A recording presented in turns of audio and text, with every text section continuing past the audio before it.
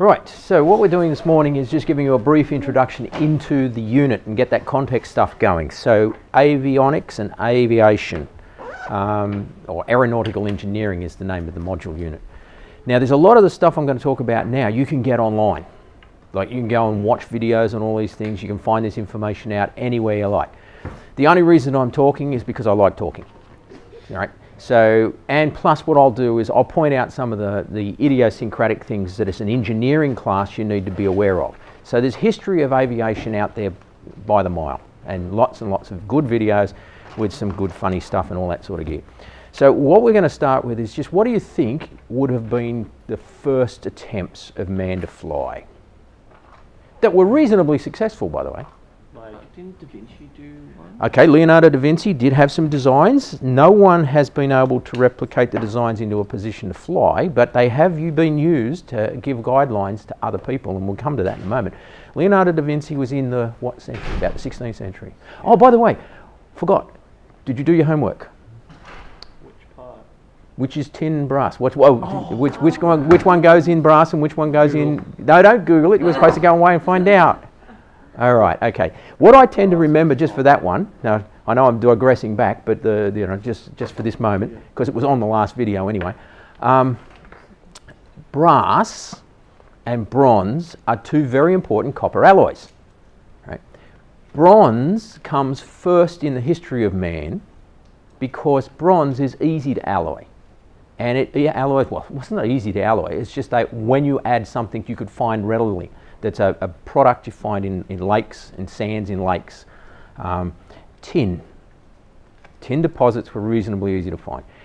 One of the cool things about this was it opened up trade routes because tin was prominently found in Asia and the Europeans wanted it, and it was one of those things that the market across through Asia was you'd hear about the Silk Road, but there may have just been as much money spent on transporting tin and getting tin into the Mediterranean.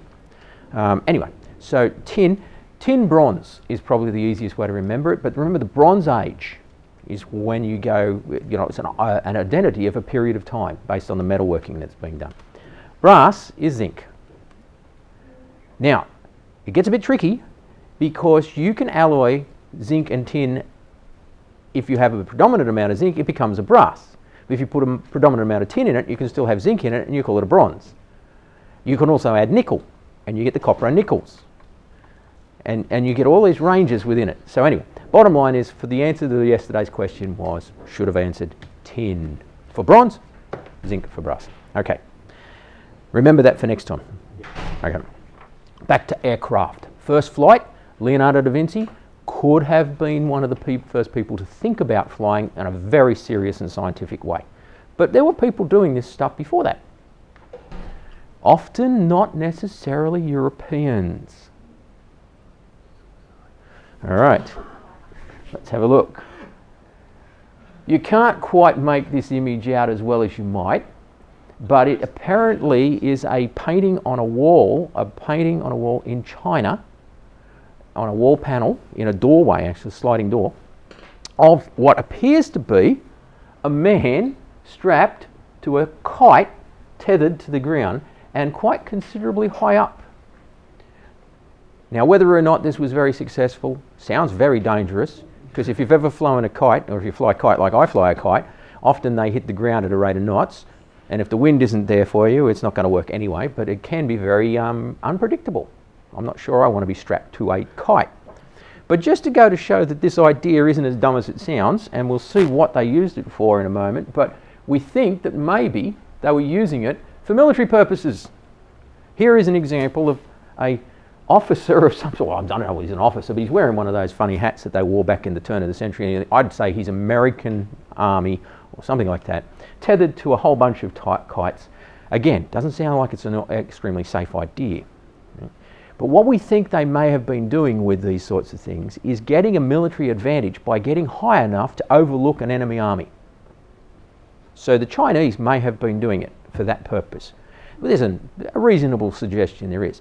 That idea, by the way, pervades the history of flight for a very long time. We'll come to that in a moment. All right, so Leonardo da Vinci does do some designs. 16th, 17th century, actually 15th going into the 16th century. So that's a little bit early for what we're looking at next. What do you think the next big advance would have been? Gliders? Gliders could have been, yeah. Now you're still thinking in terms of flight being oriented to wings. Here's a kite and flight is taking place. Hot air balloons? Hot air balloons. Now what do you mean by hot air balloons? What's the idea behind a balloon? In fact, we'll get a slide up. You get a hot air rises and you trap that hot air as it goes up. Okay, so what's the advantage of hot air? Hot air rises. Why does hot air rise? Because it has a lower density. Okay, so the volume that the air occupies, because it's being accelerated by heat, expands so that it is now less dense than the surrounding area, the air outside. So it is actually a fluid type situation like water. So if you can have something that displaces more than the weight of the water, it will float.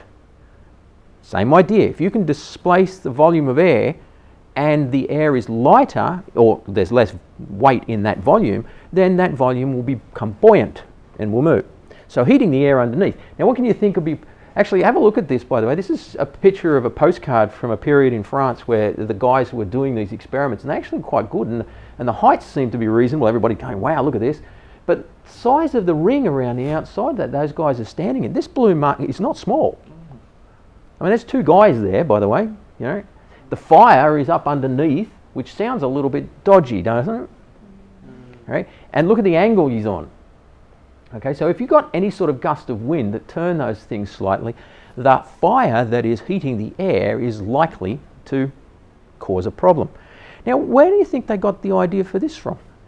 Didn't they have those little, I'm pretty sure they're some form of Asian... Okay, good. Asian? Like the paper... Paper candle, there, yeah. Absolutely. From what we can gather, you've heard the name Marco Polo, I presume. Supposedly one of these Genoese or Venetian, I can't remember now, North Italy guys who went and travelled over to China on what probably was just really a business trip to try and drum up some work for transporting material back and stuff. He spent some time in the court, I think it was court of Kublai Khan, wasn't it? Something like that. Sounds right. If it's not, Google it. Yeah, but that's the Chinese emperor. He spent time there, which was unusual for a European to be allowed to do anyway. But in the process, what he determined was he saw things. One of the big things he saw was the use of gunpowder for rocketry, which he would bring back into Europe, and that could cause, well, it changed Europe overnight. The sorts of things that gunpowder would change, for example, would be the fact that up until then, the nature of warfare in Europe would have been to build a fort, build a castle. When somebody comes to take over, you just pull the drawbridge up and everybody goes inside and you wait out the siege. So if you've got more stuff inside than the guy outside, or you wait for the weather to change. Game of Thrones, Stannis didn't pick his timing really well.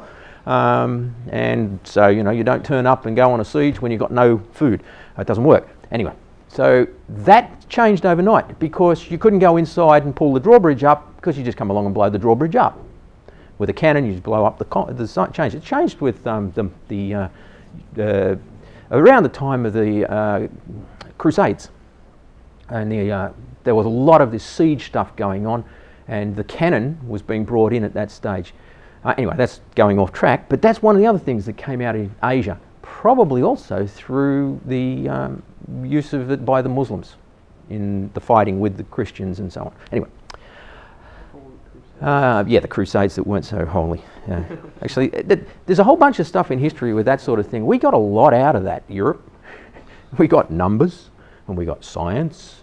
You know, we got astronomy or astrology that turned into a better astronomy because the Muslims were really good at all this stuff.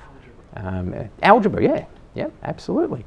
We call it the Hindu-Arabic numerals because they're from that part of the world.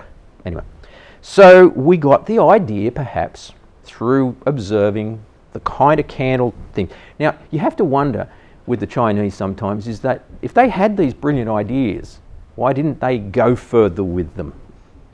just didn't seem to work. And it has to do with society and has to do with the way in which you don't get, your entrepreneurs do not get benefit from being, providing material for the emperor. The emperor gets it all. So you need a change of society. You need something like Europe coming up where if you've got a good idea and you can market it, then you get to go to the front of the line. Anyway, so hot air balloons, bit dodgy, they work. We still use a variation of that now because if you've been down to Canberra in the mornings in the winter and on those still mornings, you can see the balloons floating above Canberra looking stunning. They're all hot air balloons. But it's very controlled now because we can do it much better. We don't have they had to have a fire. They didn't have propane gas going here. All right. What do you think the next development might have been out of the balloons? Okay, helium is a good idea, but there's a problem. It takes a little bit more science now to get to a place where we can start creating balloons. This is around the end of the 18th century, so the 1750s, 1770s. At the same time as that, what's going on in science? What sorts of things are happening? What sort of names do you think of associated with the late 18th century? Some famous names. Guys with wigs. Like Darwin? Darwin's a little bit later. His grandfather was in this period, Erasmus, and he was doing some work on that sort of stuff that Darwin would pick up on. Newton. Yeah. What have we learned? Who are the guys we learned about with electricity? Tesla. No, a little bit later. He's in the 1800s. Volta, from where we get volts. Galvani, from where we get the galvanic series. Batteries were being looked at because we were working out that if you put two dissimilar metals, remember we talked about this in an electrolyte, you get a current. And as a result of the rebirth in science and guys like these guys and people who were looking at the chemistry that was going on, what's the nature of the world around them, they discovered a couple of things by accident, not by accident, by experiment, but they were looking at one thing and found another. And one of the things they worked out was if you pass a current through water, you can dissociate it. You can get the oxygen and hydrogen to come apart. All right. Now, there's a couple of things about these lighter than air gases. Okay. Natural forming hydrogen, which you might get as a result of decay, and close to it methane, these very light gases, they don't tend to stick around down here with us. They are lighter than air, so they go up and out. They can actually reach the point where they are lost to space. And the one that's a classic for this is helium. Now, helium was not discovered at this time. Hydrogen was. Now, there's another character, a little Russian guy. I mean, little, he was a reasonable size bloke, but he was doing work in Russia on genetics. And he was looking at, coding and making up patterns and taxonomy for the plants and things. And he put his mind to, why can't we do the same thing with elements?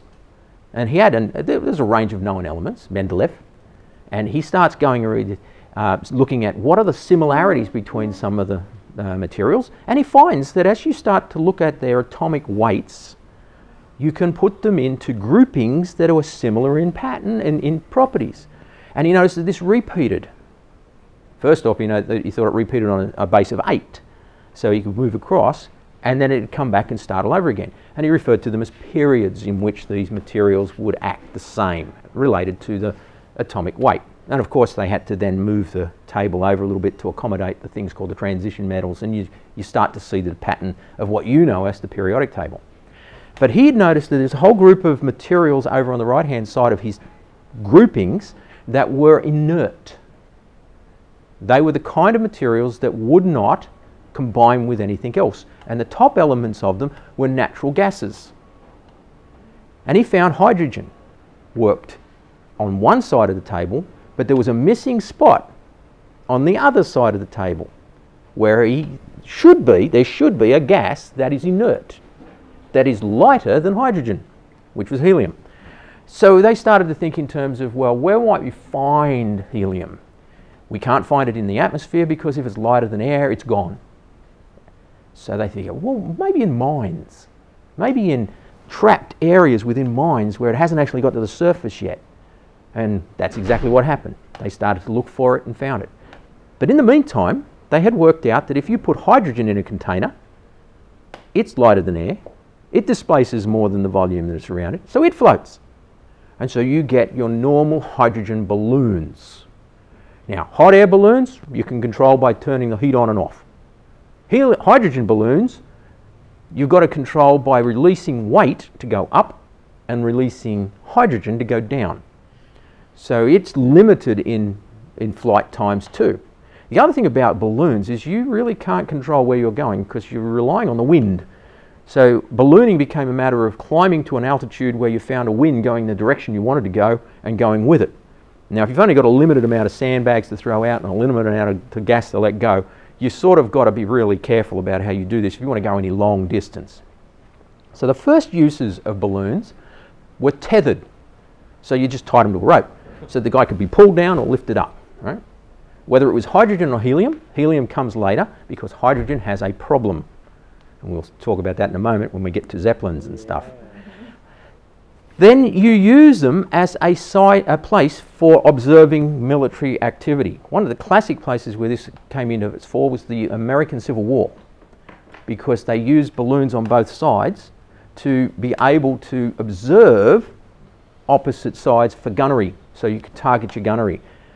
Quite a few battles that were fought during the American Civil War relied on the fact that the Union Army had better ballooning than they could get in the South and had better observation, and that gave them an advantage. Not only the fact that they could make more stuff than the South and so on. Anyway, so balloons. Now, let's look on a bit. Middle of the 1800s, a couple of people started putting their mind to some of the ideas that they referred to back to Da Vinci, because his drawings look very similar to this one. This is by a German guy, Lilienthal. And what he did was he basically worked out that by looking at birds' wings and looking at the shapes that the birds did when they spread their feathers out. So the feathers are really interesting because what they do is that they create a shape that traps air, but also allows for another property to take place, which is as you're moving through the air, you now have an aerofoil situation coming up. And we'll have a look at this in a moment when I draw it up on the board. But there's a principle that is here, but it took a while for them to actually determine what the principle was. So Lilienthal just sort of said, well, why don't I build something that looks like a bird? And really what he has here is a slightly glorified hang glider. Now, unfortunately for this gentleman, he was very successful at this and started showing off. 2,000 flights or something, 2,500 flights he did successfully, but the last one wasn't. So he got killed flying. Yeah. Well, you don't tend to fly after the last one, especially if you're dead. So, but people paid attention to it and they thought this is pretty cool, because he did manage to do it quite successfully very often. It's a bit like hang gliding now. It's a dodgy sport at the best of times. So, you know, you take all the risks when you do that. Another one. Anybody know who this guy is? Right, he's an Aussie. And this is actually a Point Piper, I believe, in Sydney at one stage, but he used to do the same stuff here, just off 7 Mile Beach. Giroa, top of the headlands there. There's a park. Yeah. Yeah, and then Hargrave. Then he used to sit in that Yeah. thing. He's an Aussie grave, Edwin Hargrave. Now, Hargrave was going back to the idea of the Chinese and stuff, looking at kites and box structures. And do you notice something slightly familiar about this? If you don't, you'll see it in a moment. Things that that Hargrave did that were to later become very important in flight are the very thin spars, the cross members, and the tightening with the wires. All right. Now, what else is happening in this 1700s, the late 1700s? Actually, this is a bit late. He's a bit of an older gentleman here. I believe this photo was taken early in the 20th century. But by then he had a reputation, and that's why he the photograph. Late 1700s, late 1800s. Sorry, 1900s. 1960, 1970. No, where am I? Go back. 1860, 1870. What have we already looked at that was happening in transportation for people back then? Would it be Something that you ride on. Bicycles, right. So bicycles were starting to come on board. Now there's a whole lot of things about bicycles that are important.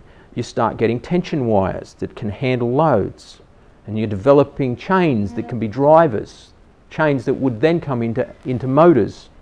So you get all this sort, and gears and brakes that would start to be used, that would develop into other things later. Now, two guys, actually what happens really is that towards the end of the period of the 1900s, you start to get away from, big cities didn't like having horses in the big cities. They smell. They leave deposits around that need to be cleaned up. So the bigger cities started to, particularly in America, started to say, look, leave your horses at the city boundary, and then you either ride a bike or come into town and walk and so on. And they had trolley cars and trams and other things being used for transportation. Now they still used horse and cart right through into the 1920s and 1930s.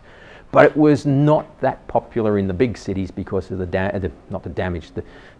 what you had to do after the horse had been through it. All right? So it became popular to have a bicycle. So if you were an entrepreneur then, you would set up a bicycle shop. They were very common. Bicycle shops were as common as the garages we have today, service station garages. And in a town in Illinois, in Missouri or Illinois, you have to look it up, a Midwest town, two brothers set up a little bicycle shop and were very successful. And this is the Wright brothers, Oliver and Wilbur. Yeah.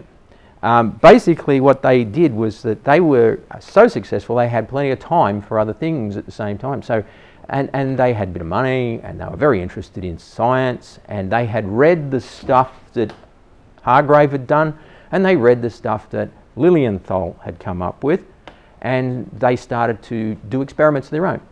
And one of the good things that they did, one of the things they were able to do is because they had a bicycle shop and a machine shop out the back, they built themselves a wind tunnel using bicycle pedals and stuff to generate a fan to blow wind so that they could put models of designs that they were working on into the wind tunnel and see which would lift off the ground in what sorts of wind and what speeds. And they were able to do scientific testing of designs for wings and aerofoil shapes.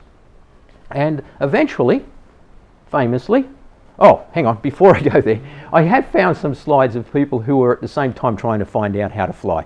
I put this one in my list as dumb, right? And I put this one in my list as dumber, right? This guy tried flapping, seriously flapping, anyway. So, get to the serious stuff. All right. The Wright brothers are famous for taking their designs out to a field of Kitty Hawk, where it was near the sea and actually near the lakes, so the wind was blowing off the lakes and up over the sand dunes. And that's a photograph of some of the testing. Now at first it's just simply a man sitting in it like Lilienthal's stuff. So a hang glider basically. The control mechanisms, that's what they wanted to come up with, control mechanisms, and they knew something about that you can't just go up and hope to turn and use your body weight. So they brought in a canard wing at the front, tiny little wing at the front, which could be tilted up and down to give attitude to the front of the aircraft. And they put a rudder on the back, which was foot controlled to turn into the wind so that you'd turn left or right. Now at this stage you haven't got to the complex things that you put on the sides of the wings, the ailerons to give wings tilting so that you can turn and bank. That would come later, but they were at least on the right track. Again, pinching ideas from Hargrave. See the structure, it's very similar. So what comes before and what's thought about before leads to someone else putting it all together and coming up with the right combination at the right time. There were others. This is a famous flight one too, because this is the first time a powered flight is being photographed. Again, it's the Wright brothers. What else you need to be powered, and that gives you more control because the other one is just a hang glider. You rely on the wind. The first flight at Kitty Hawk was no longer than the wingspan of a 747, about 300 metres. It's not really that remarkable. But when they get powered flight, they could fly a lot further and more control. And the biggest test of all eventually was, could you turn and come back to where you started? In fact, I believe the military were very interested again because they could see the opportunities as presented here. and they had a contract ready to be signed for the first person who could demonstrate controlled flight, which included circling a field and coming back and landing in the same place they left. The Wright brothers and another bloke, Curtis, were fighting out for that particular contract, and there's a bit of argument about who got there first. Curtis gets the military contract. The Wright brothers are famous for being the first to fly. So a lot of Curtis aircraft were the first American military aircraft. Later in World War II, you might have heard of the Curtis Kitty Hawk. Yeah. Right? Probably a bit of a misname, because I don't believe, from what I've heard, the Wright brothers and Curtis got on very well. So, but that suggests that if he named one of his aircraft, or allowed one of his aircraft to be named after the field in which they first flew, he may have been paying homage. Anyway, so the principle, the things that were in the planes were there from the first bit. There's that canard thing again. The structure is a compressive structure. You've got your aerofoil shape, which we'll talk about in a minute, and you've got a rudder. So there's certain things that were familiar to aircraft, or will be familiar to all aircraft from that point on. But the big deal about the motor is that you first needed something light that would produce enough power to get to the lift position. Now, what I might do is just change the setting here for a minute. Where's the thing? Here. And go to the board, because I want to talk very quickly about, where are we? So if we go USB, no, it's not that. No, we just go to here. That's right.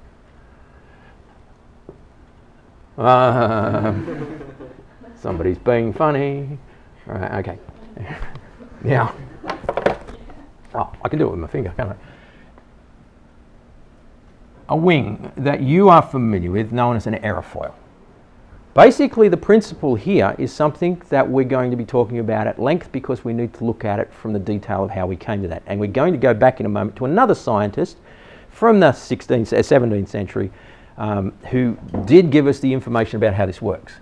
Now, basically what happens is the air flows over the top and comes in at the back and meets the air that's coming underneath. Just like that. But it's quite clear that the distance travelled by the air going underneath compared to that travelled by that over the top is very different.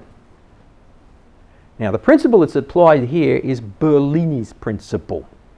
And he did as an experiment in which he noted that if you have a pipe that has the same shape on the outward side as it has on the inward side, but you squeeze it in the middle and you put into this end fluid and you allow the fluid come in and out at the same rate. So the velocity of the water coming out here and the velocity of the water coming out here, or the volume of water coming out at both ends, is the same. So they're equal. So let's say velocity 1, velocity 1. What he was intrigued by was that, what does that mean about the fluid going through here then? Because if you've got say a section of fluid that big, a volume of fluid, when it gets to here, it's got to squeeze through, but it has to leave at the same volume. So this amount of water and this amount of water comes out at the same time as coming in. So that amount of water has to squeeze through here and arrive out here quick enough to come out. So what he found out, and he did this by checking the pressure, put a little gauge on here, and a gauge here, and he noticed that the pressure on here might have been registering over there, pressure over here. Now, pressure is related to the volume and the way in which it's pushing on the sides of the container, and so it's moving through the container, pressing out. So it's logical that if this is travelling at the same velocity, same amount of water coming in here, same amount of water going out here, you'd expect the pressures to be the same at any point in the pipe. So what he noticed though is here, pressure went down and the speed went up. So this was a new velocity.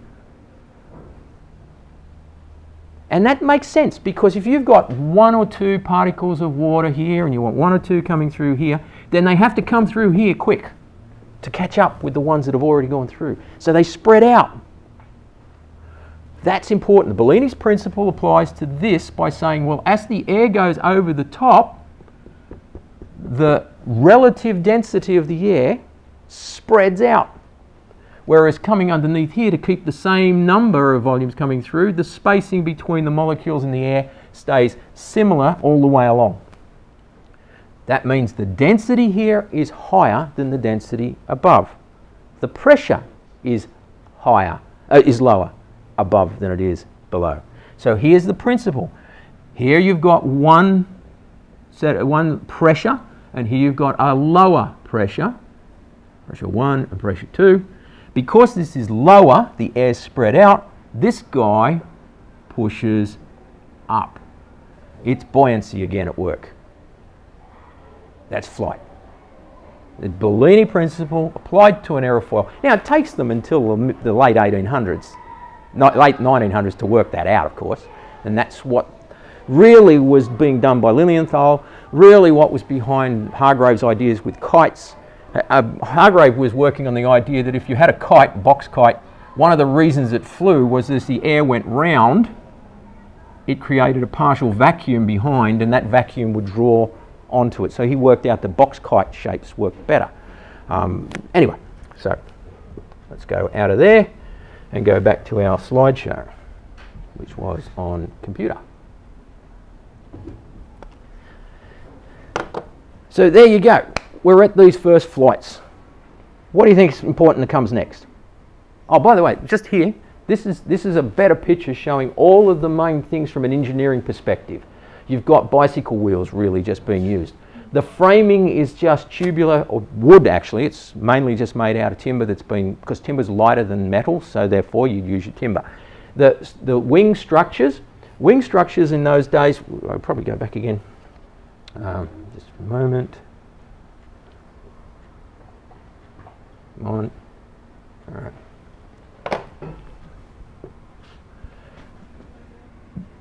What you did was you built your aerofoil into a series of wooden pieces, connected them with spars, thin pieces of wood, one on the bottom, one on the top.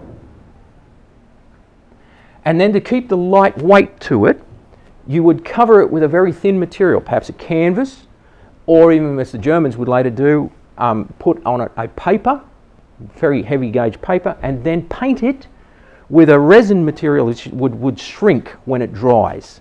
So the shrinking would tighten over the surface and create a thin layer of material covering the whole thing, and you've got a very lightweight shape. When we go to the Air Museum and we go and have a look at the Sopwith Camel that's there, they have a section of the wing that you can see into, and you can see how thin the walls are. And basically the whole aircraft is just covered with this doped material, a textile material that's taped on the outside. Right, back to the other thing. So they always do this. Right. So that is your general shape that starts the plane. But here's the big difference today. That particular control mechanism at the front, the canard at the front, gets shifted to the back, and you start to get a plane shape that you're familiar with. There's your standard sort of, I'd know that's an aircraft anywhere. You've got your big motor thing at the front here, which occupies the majority of the shape. So you put your pilot behind that because he's got to get out of the road of the wind. So you create a fuselage that allows you to get your rudder and flaps at the back, tail planes, that can be used like the front canard. The difference with the Wright brothers one was that the propeller faced backwards and pushed the air. This one, it's turning and dragging the air. Air screws, by the way, are worth thinking about by themselves, propellers, because that's a technology that you had to get from somewhere. So where do you think they got it from? Ships. It's nothing more than realizing that the air can be dragged just like a ship can pull itself through the water. Now, notice here we've got some structural elements that are taking place that are interesting. The wings have clear aerofoil shaping to them, not as great. They actually tried to trap air under some of these too, so you've got this scooping effect. Later on they'd realise that you actually don't need that, and they'd straighten out the bottom of the wing. But what do you think this guy's doing here with all this wiring? Right, because what sort of a shape do we know that wing to be if it's sitting out there like that? The term we use for beams and things. Cantilever, right? So there's a whole lot of force on the structure at this point, bending forces taking place. So if you tighten the ends up on both sides and pull them towards, you really do have basically a suspension structure with cantilevers involved. You think in terms of a bridge. Could be built like that. Not a lot of them were. All right, we've got a few minutes. Don't pack up yet. Don't pack up. At the same time, the idea of the balloon got really big. And these ships, airships, they're huge. Underneath here, these gondolas that fitted underneath here, one of the Zeppelins that used to fly the Atlantic trade during the late 20s, the 20s and that, were so big that they had grand pianos in the rooms underneath. This room here would probably fit into one of those things for just where people would come and have dinner and sit. And they had staterooms and they had all this sort of stuff underneath. Because they also built them up into the infrastructure because there was plenty of room. It's full of hydrogen. And I mentioned before, hydrogen's problematic. Because if you get a spark near hydrogen, in the oxygen in the air, you get a disaster out of that. And the famous one, of course, is the Zeppelin blowing up in the 30s, early 30s. The Hindenburg, rather, yeah, that's the one. And people got really disappointed with that sort of flight stuff after that. But the Americans used helium because they had a supply of helium. Germany didn't have supplies of helium. They had to use hydrogen because that's all they had. And we still use that today because you've watched a sporting event, you probably have seen the balloons being used, and we still do them everywhere. So it's still a very popular means of flight. I personally would love to fly with one of those because I think it'd be really sedate. And it's just unfortunate that they had such disasters. Otherwise, we probably would be doing very sedate trips across the Atlantic. Not this, I have to be there in 3 hours, all crammed into a tiny little seat that we can't move around in, you know, like, unless you can afford to go up to business class or something like that. So to make it affordable for everybody to fly, you have to put a lot of people into very scrunched up areas. This would have been wonderful. You could walk around, people playing pianos, you can go to the bar, all that sort of stuff. Okay, we're going to pick up from here in the next one. World War I. Right, what changes everything is the adaptation of the aircraft to military purposes. Now, believe it or not, they weren't thought of as being fighters straight up. The first thing that they thought of using them for was simply reconnaissance. It was all very calm. We go up, we take some photographs with the new ideas of cameras, right? New technology, cameras, we bring it back, we can show our generals the displacement and attributes of all the troops. Somebody had the bright idea that if you went up with a gun or you went up with a bomb, then whilst you're taking your photographs, you could drop a bomb everywhere, or you could shoot at things. And one of the things they started shooting at were the observation balloons that the artillery were using. So then you had to counter that. So you deliberately sent guys up not to do the photographing, but to shoot down the guys who were doing the photographing. And you start then sending up guys to shoot down the guys who were shooting down your guys. So that's the start of it. All right. We'll pick up from there next period.